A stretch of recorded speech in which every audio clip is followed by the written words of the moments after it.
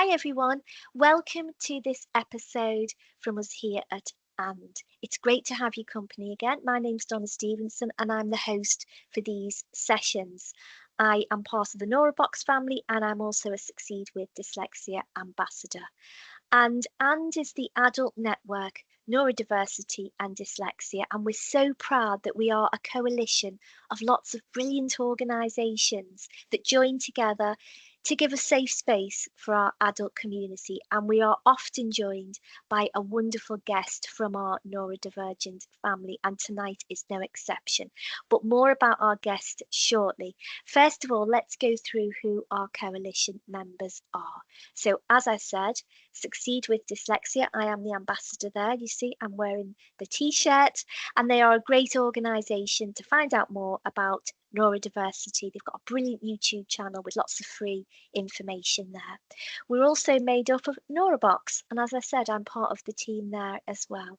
And Neurobox offer training and assessment and lots of support for individuals across the neurodivergent community through access to work and lots of raising awareness as well, and coaching too.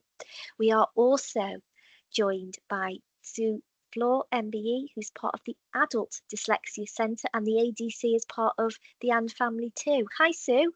Hi, thank you, Donna. You're welcome. Well, thank you for all the work and being part of the family. Sue, tell us what you guys do at ADC. Well, we're like the other organisations, but we specialise in adults, but we also have parents coming to us about their children. We offer training, assessments, and basically a safe place for adults to come, perhaps for the first time, to share their story and to get help and support. We offer a helpline by phone or email, and support groups face-to-face and online.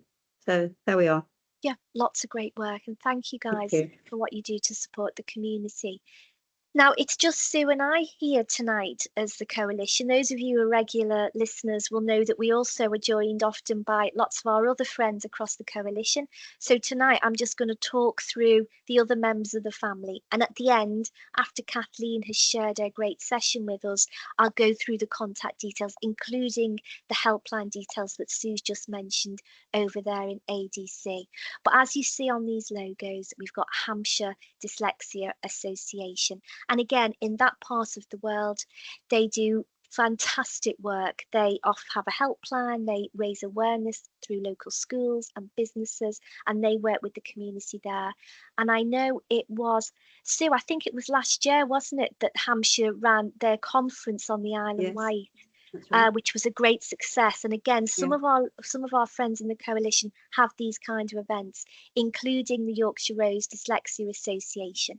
So last year they had a festival in Yorkshire in May time, which I was lucky enough to attend. It was brilliant. And I know this year now in 2025, they have another one planned in July. So please do take a look at their website if you want to find out more about that Leeds Yorkshire Festival. But beyond that, Yorkshire Rose also have a helpline and basically work across the community in that part of the world to support adults and children. And Pat Payne, who's their chair, who's often on these calls, will talk about also the touch type courses that they run over there in wonderful Yorkshire. So some fantastic work as well. We are often joined by Kay Carter, who is the CEO of the Dyslexia Association in Nottingham. She can't be with us this evening, but I'm going to talk a little bit about the great work that they do. And again, just like the other members, it's raising awareness, it's the helpline, it's working with families and adults, but this time in Nottingham. And again, great work. So a big thanks to them in that part of the world. And then last but certainly not least, as part of the coalition, we have the Helen Arkell Dyslexia Charity. And again, they do so much to support the community across the UK around dyslexia with adults and children. They have a bursary fund for assessments and a fantastic plethora of resources that they often offer, including lots of training and so on, specifically often for educators. So as you'd imagine, it's really fantastic that we join together in this way to shine a spotlight on many of the different issues our neurodivergent community live with day to day. And with that in mind, then, as I stop sharing my screen, and as I say, at the very end, I'll share those contact details for all the coalition members. I'm going to hand over to our brilliant guest this evening, Kathleen Helm. Kathleen is a trainer, a speaker, an activist, an entrepreneur, and also the creator of Think Kinetic. And Kathleen this evening is going to take us through what I know is going to be a really powerful session, as it says here, ND, Intersectionality and Me. And I can't think of anyone better than Kathleen to guide us through the issues around conversations that I think a lot of us are having these days about what intersectionality means to us and really being our most authentic selves. So Kathleen, thank you so much for joining us and offering us to take us through some really important issues this evening. Yeah, no problem. I'm gonna kick my table first of all. Basically, I'm gonna talk a little bit about my story and why intersectionality is so important to it. Yeah, brilliant. Over to you then, Kathleen. I can't wait. Great, thank you. Okay, so as Donna said, my name is Kathleen Helm. My pronouns are they, them. And I am a late diagnosed autistic and ADHDer. I consider myself to be multi-disabled. I like to say I'm queer as they come because it's easier than saying all of the different terms that I have. I am working class, brazenly northern, and I'm a speaker, a trainer, and a coach. But first of all, and just a little note on pronouns as well. I appreciate that it might be challenging for some people who might look at me and go, "You're wearing lipstick, you look feminine," and might just instinctively use she, her. All I ask is that people try about it. And also this is something that I'd love to talk about afterwards, perhaps. But I can only fit so much in the presentation. Right, okay. So first of all, I'm going to have a little bit of fun. So, Donna, I'm going to pick on you first. Can you tell me what this is? Hummingbird. Close type of bird. Yep, it's a kingfisher. But oh, is it? I thought it was a hummingbird.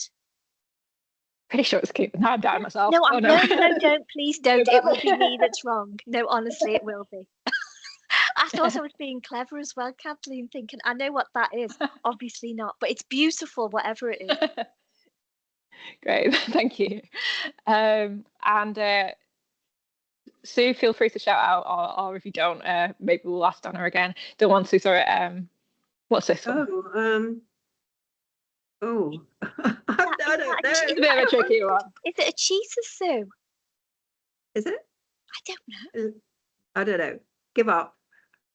What is it a lynx? Because it's got those kind of it's got those like fluffy bits on the top of its ears. Yeah. Perfect. Yeah.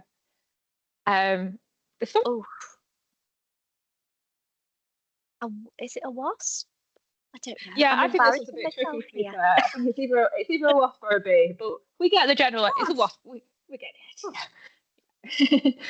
And last but not least. Oh my goodness. Flying fish. Help me out here. Flying fish. Yeah, it looks quite long, doesn't it? Yeah, it's a fish. It's just like a funny angle.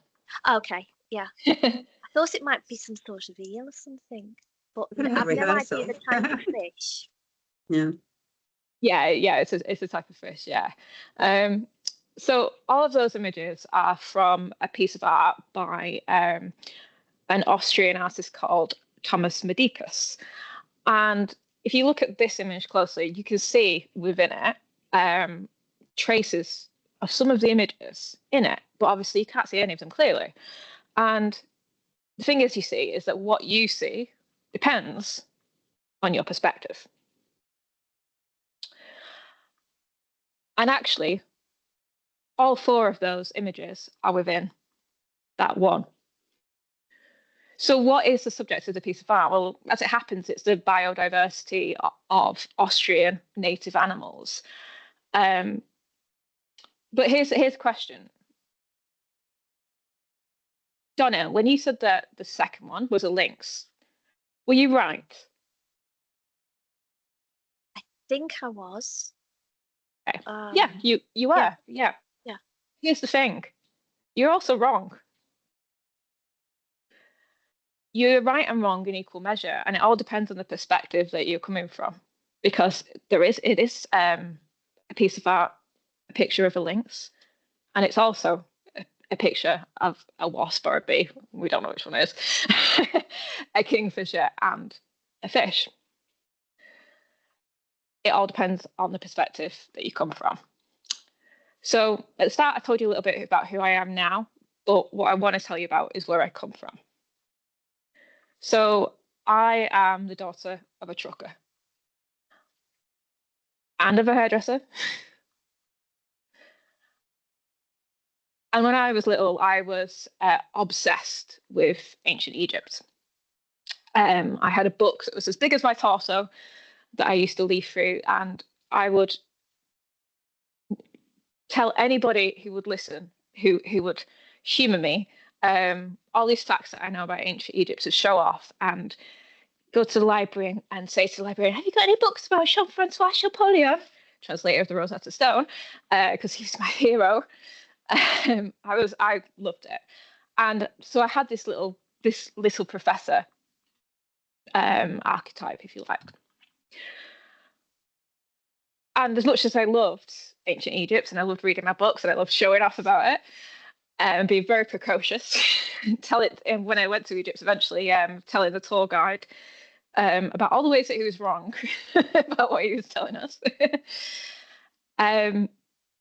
It also came with a level of expectation.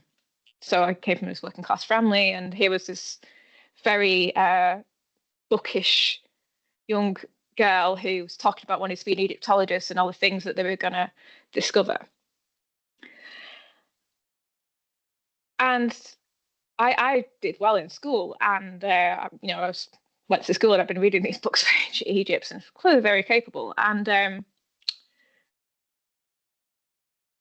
sure enough, I ended up going to university, a really good university, in fact.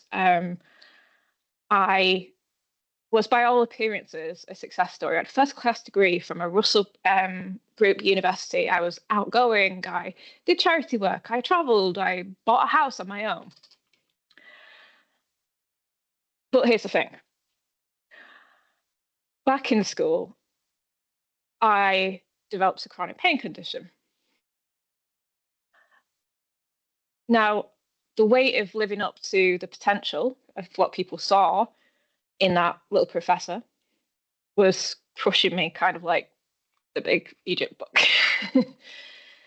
And sure, I did do reasonably well in school. I was in all of the top sets. I got good GCSEs, not as good as they should have been, because for some reason, can't imagine why, I never could revise, but they were good. But behind the scenes, I cried myself to sleep every single night. I woke up feeling nauseous and headachy. My whole body was aching, and I would beg my mum not to go to school. My mum got in trouble for my absences, got threatened with fines and prison even. I didn't know this at the time, and we would row and cry, and I didn't understand why she was doing it to me. And on her part, when she left me at home, she was terrified of what she'd return to.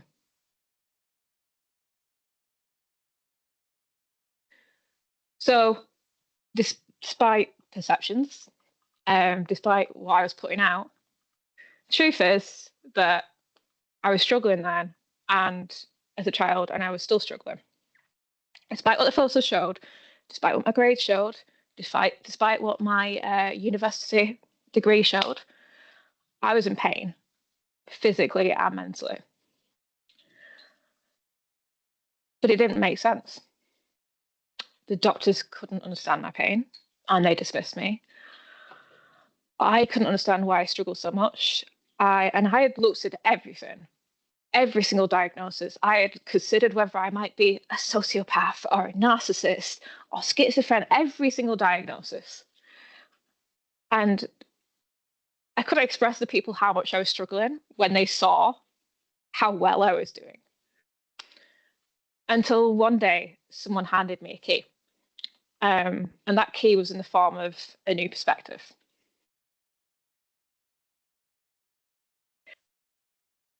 I don't have ADHD. I say, thinking I know what ADHD is. See, I was thinking it was little boys tugging on girls' pigtails and throwing erasers across the room. And so ADHD was the one diagnosis, the one perspective I'd never looked at. Because I thought I knew the story of ADHD, and it didn't match mine. Chimamanda Ngozi Adichie, I think I said that right, talks about this phenomenon in her fantastic TED Talk. The QR code is there. I really recommend going and watching it. And she talks about how when we hear a single story over and over again, when we believe that that story is the truth, the one perspective, we create stereotypes. And it's not that those stereotypes are untrue. There are little boys that tuck girls' pigtails and throw erasers across the room, but they're incomplete. And they make that one story the only story. See, my beliefs about ADHD came from my background, or what we could term my intersectionality. This is the example of an intersectionality wheel. And you see, as you get closer to the middle of this wheel, you gain more privilege. And the further out you are, the less privilege you are. And it's kind of symbolic of the way that society works. If you're on the inner ring of everything, then, you know, you get invited to all the best parties, you get the promotions, all these things just seem to naturally fall into your lap, and you perhaps don't appreciate that it's not the case for everyone else. So it's only as my own intersectionality evolved, as I went from being working class to being the first one in my family to go to university, to meeting international people, to traveling abroad, to becoming part of the queer community, etc. And I gained that privilege, as well as that exposure to others, that I was exposed to and became willing to accept other perspectives. See, before, the story didn't fit. How could I be ADHD? ADHD looked one way. And I was not that way. I was the little professor. When I asked my GP for an ADHD referral at age 30, he said, "How did you do in school?" Not understanding that I was a little professor, that I could be both. I kind of ripped his head off, to be honest. I got quite defensive. Now I understand that question, because it was the perspective that I had at one point. And whilst I was told that I'd done well, I still had this perspective that I hadn't lived up to my potential. And after a little while on my ADHD medication, and with my ADHD traits better understood and better managed, and now surrounded by this community of people who had a different perspective to offer me, another image began to appear, and that was autism. So my intersectional identity had kept me from allowing myself to even consider ADHD as the key, as the answer to understanding all of my struggles. And then in the background, my autistic pattern recognition and hyperlexia meant I was able to cruise through classes and do quite well without the ADHD being seen. Meanwhile, I was making no friends, and my emotional sensory overwhelm was so bad that my body screamed its discontent at me through chronic pain. And that's a perspective that physio and musculoskeletal and radiographers never would have considered. See, just like this image with the different pieces of artwork in it, all of these stories about me, all of these perspectives were true. All of them were right. And all of them, if considered a singularity, were wrong, because they all depended on each other to create the image of me, to create that artwork. They combined were the truth of my pain, of my success, of my unmet potential, of my misery, of my joy. All of that lay at the point where all of these things met. And that's what an intersection is. And it's its own unique thing. Kind of like, didn't order this very well, kind of like if autism was blue and ADHD was pink, then autism and ADHD together become purple. Doesn't mean you're less autistic, doesn't mean you're less ADHD, but it has its own identity as well.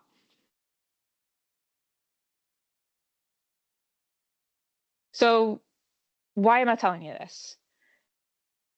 Because for me, not understanding who I was and what perspective I was coming from nearly killed me.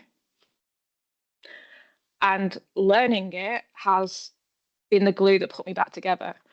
It's healed my relationship with myself, with my body, with my mother, with my future. And now I know to never let my perspective, where I've come from, limit my potential or how I see others. So if you do one thing because of this talk, if you do one thing because of this talk, I want you to look back at the path that you've come down, and I want you to check your lens on the world, because you might find that the world becomes a lot clearer.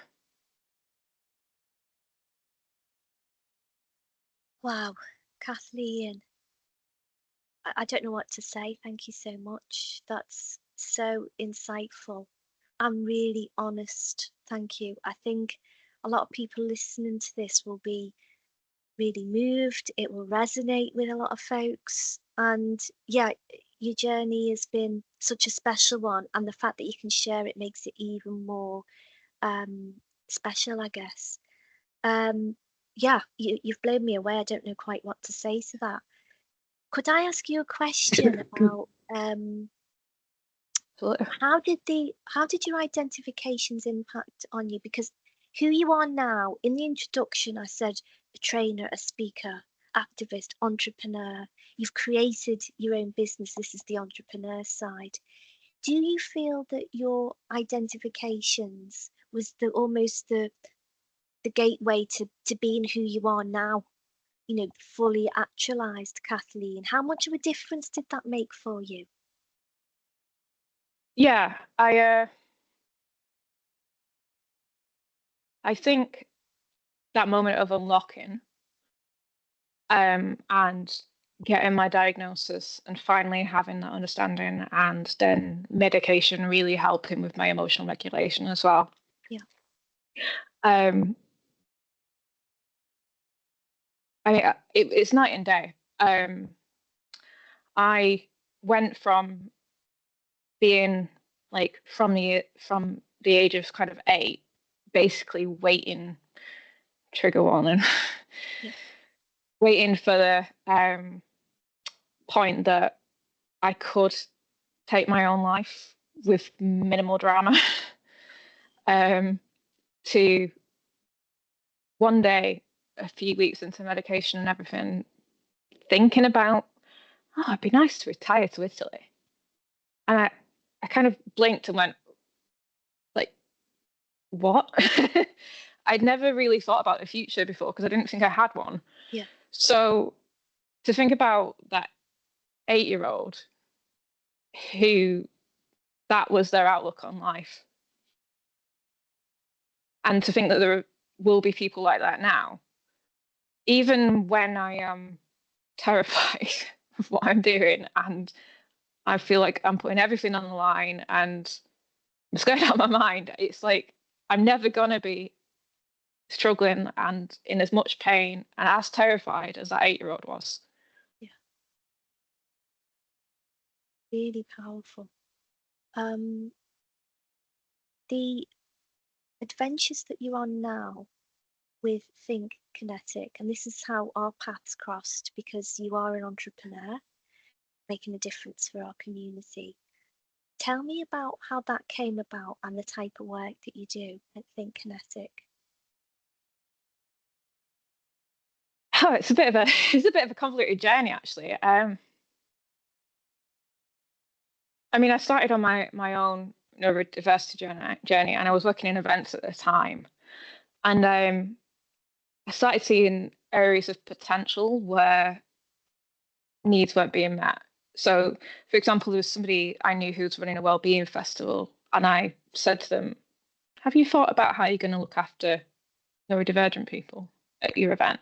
And they ended up doing a tent, and it got featured like neurodivergent words, a neurodiversity tent, and with sensory calm areas and all these different provisions, which I kind of gave some advice on and stuff, and it got featured in the press, and like the headliner made a big point about it and stuff. And I think that was kind of the first hint that my experience, and at the time it was my experience in events, but my experience and my insight and my creativity could help people. And then I went through a bunch of iterations of like, oh, how could I make this more? And eventually I got to the point where I was seeing how I needed to change my environment and like my workplace and people's awareness of my condition in order for me to feel supported, and educating my own parents and my own GP, frankly, and it kind of became a natural progression that it was like, well, I need to do this on a bigger scale. So the training came first, and knowing that I wanted to do training, I started doing some speaking clubs in order to build my confidence there, and how I tried to build a narrative. Hopefully I kind of demonstrated that. Yeah, definitely.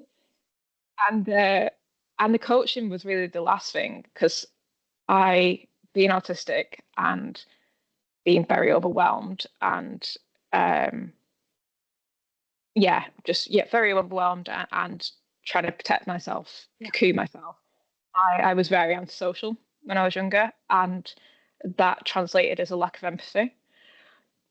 But I do think that empathy is something that can be learned. And in my case, it wasn't that I didn't care so much as like I didn't know how to show I cared. So I would try to fix things or try and logically explain something so that somebody wasn't upset, because if they understood the logic of it, why would they be upset? Obviously, that doesn't work a lot of the time. So it's a skill that I worked on, and eventually I got to the point that I realized that with the knowledge that I'd accumulated, I was naturally coaching people. And I realized that I'd put up this, I'd said to people who'd said like, "Oh, are you going to be a coach or something then?" I said, "Oh, no, like I've not got the personality for that. I'm not the right kind of person." And I realized I was doing it. Yeah. And I realized that was a perception of myself that I'd held on to that wasn't true. So I shifted my perception of myself and saw that I was doing it anyway. I decided to actually start investing in that. And, I'm currently completing some ICF training and such. So, it kind of started in events and then went through a bunch of iterations, then went to training, then we added speaking, and now we've added coaching. And the journey took a lot longer than I expected. But we're getting there now. Yeah, definitely amazing. And what you've just shared as a speaker is brilliant. I was enthralled. I didn't want it to end. I could see that you were really concentrating and listening as well.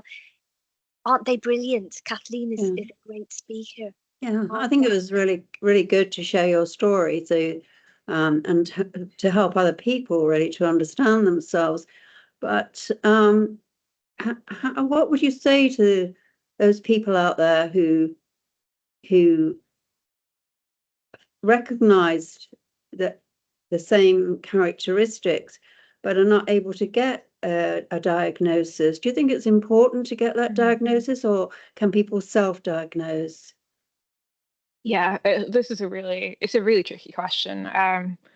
I mean, obviously right now we have right to choose. If you don't know about right to choose, go and look at right to choose. Self-diagnosis is tricky because I do fully support it, and you know, if you go to the right sources, you check your own perspective. You check, you know, whether you're grasping for a solution. I thought I was doing that for a while, or whether, you know, this makes sense. You check with your parents. You ask stories about when you were a child. You know, you thorough, and you go to reputable sources, and you put the work in. Then yeah, like I self-diagnosed before I went for diagnosis, and here I am with my diagnosis, which is kind of my second point, which is that when you have spent so long doubting yourself, no matter how much work you put in to do the research and to make sure that you're not being biased, and you're not just grasping for a solution and all the rest of it, you will doubt yourself. And so that's kind of the value in diagnosis, is that it begins the actual process of acceptance, and with that comes a heck of a lot of grief and a very little sense of, you know, denial, anger, bargaining, etc. But yeah, you could be the most academic person in the world, and with all of that trauma on top of it, actually convincing yourself that you're right and feeling comfortable and fully accepting it, rather than just academically, like cognitively knowing it, accepting it in your feelings, in your heart, and your body. It's a big ask, and it can kind of be that last thing just slotting into place that means you're actually able to accept it. So yeah, and unfortunately it's difficult for everyone to access, but I do think that it helps a lot.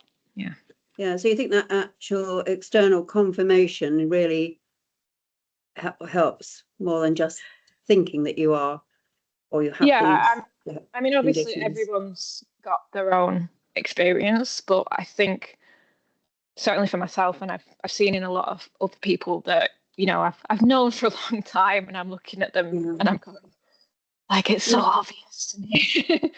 And it doesn't matter how many times I say it, or their friends, or they, or like, it's that last thing that just helps people actually accept it. So, and do you think that although people say, oh, it takes years to get a diagnosis, do you think with persistence, and you say the right to choose, that, you know, you just got to be persistent, and then you get there and you get that diagnosis? Yeah, it depends what it means to you at the end of the day. You know, I think one of the things with neurodiversity is people disagree or just have their own feeling on whether their neurodiversity is a disability or not. Yeah. And I think if you're unable to accept it and move on, and it's disabling you enough, then pushing to get your diagnosis can really help. And unfortunately, they make that reprehensibly difficult. Like, even just in the processes, never mind the waiting lists. Thank you. It helps you to move on. Yeah. Yeah, I think it does, Sue. And I know we both speak to many adults who say that the identification is almost the final piece of the jigsaw to begin the next stages of their life, really. Kathleen, last question, and then I'm going to share the contact details for our coalition. As I say, I can't thank you enough because it's been so powerful. What message would you say to people who will be listening to this, who are at different stages of maybe the journey that you've described so honestly tonight? Any messages for our listeners? Well, I mean, I would say the bit that I said at the end of the speech, check your lens. But I guess in terms of people who might be on a similar journey as me, or, you know, different stages,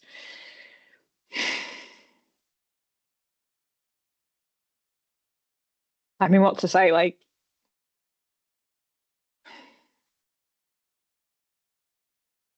I wish there was one thing I could say. Is it a message of hope? I mean, I think your story is, yes, very powerful, but it's also a really hopeful story. And I think when we give a platform to speakers like you, that's kind of what we want to share, is that message of hope from, as you said, being that little professor and all what you've been through. I'm wondering, is that almost the message about, you know, being your true self, stepping into your own power maybe, and almost taking ownership of everything you've been through? That's kind of what I get from some of what you share, but I'd love to hear your thoughts. It's really interesting to hear you say that, actually, because something I've been working on in my coaching is my own strengths. Yeah. And one of the things that I realised was that even when I was in those really, really black periods where I was waiting for the moment and, you know, wasn't thinking about the future, even then there was a little bit of hope. And it sounds a bit contradictory, but I think if I was to say one thing to people, it would be, if you've survived all of that, you could survive just a little bit more for the chance of things getting a million times better.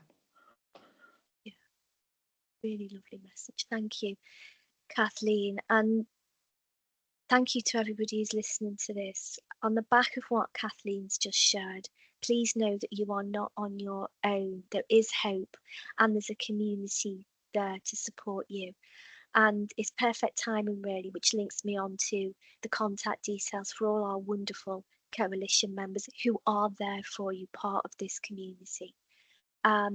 So we have the ADC's helpline. Here is the phone number and the email address. That's the organisation that Sue is part of. We've also got Yorkshire Rose, and those of you who've listened before know that we have Pat often with us, who's the chair, but she's not on her own there. There's quite a few of them over in wonderful Yorkshire. There is their helpline details, the phone number and email address. Again, we've got Hampshire's email address if you're in that part of the world, and the Isle of Wight, that's the community they serve. We've also got Nottingham here as well. And as you know, sometimes we're joined by the wonderful Kay Carter, and there is the email address for her team and the phone number as well for the helpline. Now, Succeed with Dyslexia don't support the community in that way. They don't have a helpline, but what they've got is lots of wonderful free resources to find out more. Do send them an email or have a look at their YouTube channel. It's brilliant. We've also got Neurobox as well here. Again, not helpline, but lots of great work, including a mentor scheme for entrepreneurs, which I know Kathleen was part of. Please do reach out and say hello to them. There is the email address and their website. And last but certainly not least is the wonderful Helen Arkell Dyslexia Charity. They do so much free work to support the community. As we talked about earlier, a bursary fund for assessments, and we've just been chatting with Kathleen about the importance of identification and assessment. So that just leaves me to remind you all who are listening to this, you are not on your own. This evening has been really powerful to listen to Kathleen talk in that very honest way.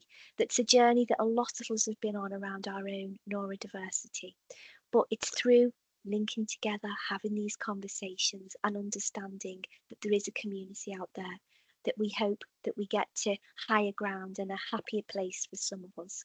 So thank you, everyone. And Kathleen, just one more huge thank you to you. You've inspired me so much, and that artwork that you shared this evening, it really changes your perspective on how we see things, doesn't it? Took me so long to find the right art for the moment. It was brilliant. So thank you. You are brilliant. And please do reach out to Kathleen. They are on LinkedIn, and those of you who are quite active in that community have probably spotted them around. Very intelligent, very wise posts. And this is a person to watch, everyone, a real rising star of the future. So thank you, everyone. We look forward to you joining us next time around. Take care until next time. Bye, everyone. Bye.